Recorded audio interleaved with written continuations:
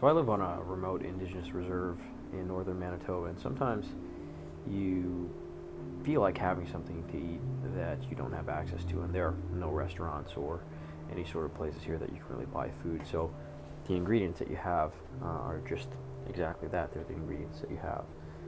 Tonight I felt like having a Philly cheesesteak or a steak and cheese sandwich, but I had no buns and I didn't have the cheese that I'd normally use. So I actually took some time and baked some hoagie rolls. These are some rosemary, Parmesan, Jersey Mike's inspired buns. And I would normally use a provolone or a white American cheese, but all I had was Kraft singles. So sometimes you just can't be a picky person when it comes to dealing with food on the res. And if there was a grocery store, I would by all means head over to the grocery store and get what I needed, but that's not exactly the situation I'm in. And the nearest grocery store to here is actually about an hour drive.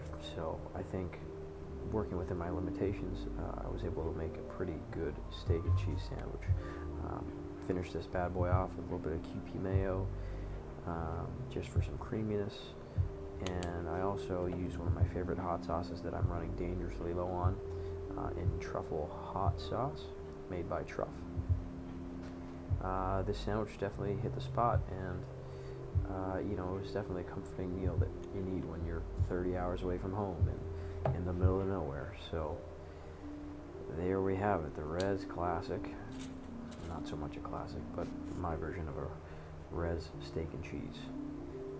It actually tasted pretty good. I think I could have made these peppers a little bit more charred in the air fryer, and obviously if I had my choice of ingredients, things would be a little bit different. But all in all, I think this was a great sandwich, and the cook on the steak was excellent. And for the second time baking bread, I think it turned out quite well. I wish it had a better rise, but it was definitely the right flavor profile. Texture was good. Just the thickness of the bread could have been a bit better, but overall, this was a pretty darn good steak and cheese, especially when you're working on a isolated reserve.